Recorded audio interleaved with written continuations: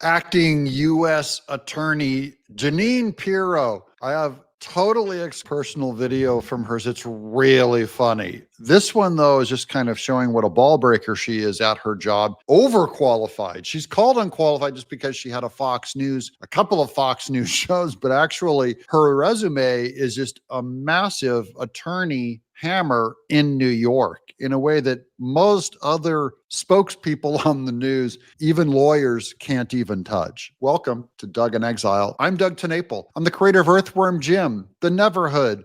I did cartoons, I did comic books, I did animated series, but really I'm having a blast doing the news as entertainment, and no one is much more entertaining than Jeanine Pirro. Watch this. I'm at the water cooler in the United States Attorney's Office in Washington, D.C. And you may recall that the United States gave something like $44 billion a year through USAID for things like dance classes in Wuhan, China, and Sesame Street in Iraq. But here in the United States Attorney's Office, where we prosecute crime on behalf of the victims, on behalf of the people who are targeted by criminals, the U.S. attorneys, as well as the staff, in order to get water, they have to join a water club. And they have to pay. It's a dues-paying membership. And today they ask for our patience. Why? Because we couldn't get water delivered today. Today, there was no water delivered to the United States Attorney's Office. And remember, it's only for those who pay $7 a month. Now, ain't it grand to be a part of the government? And I'm just thrilled to be here. She got burned. She went from being at Fox News where they would give you, they'd bring you your latte and everything, to now she's in this dump dungeon in the U.S. government. She has to pay $7 a month for water. It's like paying for bottled air. I love her attitude there. This is that private personal video that I just thought was too funny, where she's decorating her own office. And she's got her hair in these giant curlers. She's standing on a desk, hammering her own plaque in with her hair in giant curlers.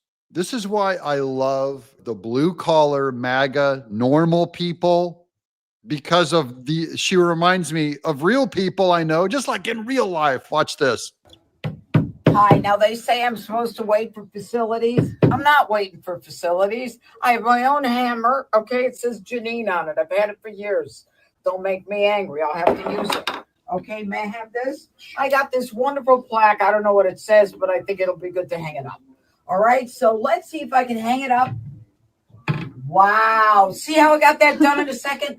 Power presents their lifetime achievement with the Judge Jeanine. But here's what power is: not waiting for facilities. And she spits on the ground. She goes, I'm not waiting for facilities. That's how Dad did it. You take it in your own hands. But I'm just saying, I don't know how old she is, but I mean, she's older than me. And she's standing up on a desk in her tennis shoes, hammering something up because she can't wait for facilities. That's a self-made woman right there. I don't know if she should be up on the desk on her own like that, but we're going to go to I'm just going to real quick read all of the busts that she has done since she was in office. These are the ones that she's posted to the U.S. Attorney Pirro Twitter account. Watch this. Drive-by shooters who sprayed bullets near a southwestern Washington, D.C. elementary school sentenced to federal prison. That was back on May 14th. Here's 2 district men indicted on drug, firearms, fentanyl charges following 2023 high-speed pursuit. That was on the 15th. Jury finds district woman guilty of felony enhanced theft of over $700 from Target in Columbia Heights. That's the 15th. Here's district man indicted for felony assault on a senior citizen at Navy Yard Metro Station prior to the Nationals game. Additional 12 defendants charged in RICO conspiracy for over 263 million cryptocurrency thefts, money laundering, and home break-ins. That's May 15th. Alabama man sentenced to hack of SEC X account that spiked the value of Bitcoin. That's May 16th. So you can see, so look, I could go through all of these arrests. There's many, many more as I go up this list that she has done.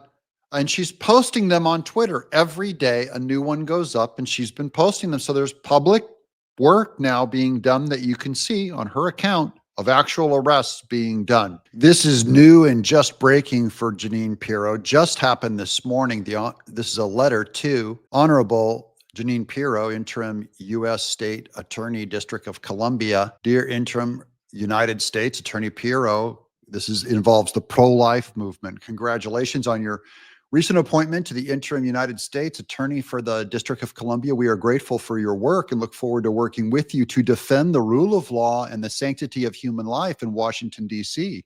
In 2022, pro-life activists in Washington, D.C.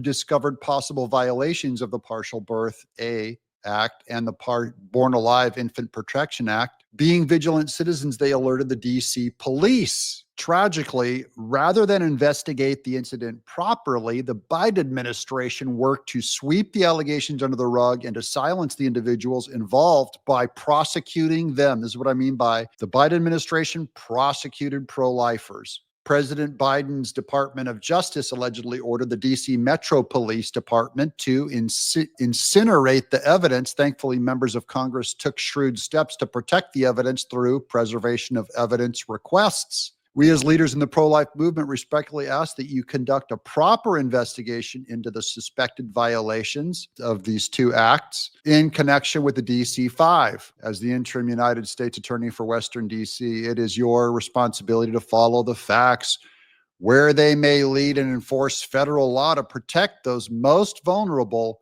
in our nation's capital, the unborn. Thank you for your consideration. And what you have here is proof that Trump is one, even though he has kind of distanced himself from a lot of the more stringent pro-life movement, he ends up appointing and conducting being the most pro-life president in history. And this goes into the whole ignore kind of the Trump is rude thing and look at what he actually does. You can ignore what he says about, this is going to go back to the states or whatever. He freed, I think it was 11 incarcerated pro-lifers. He pardoned them.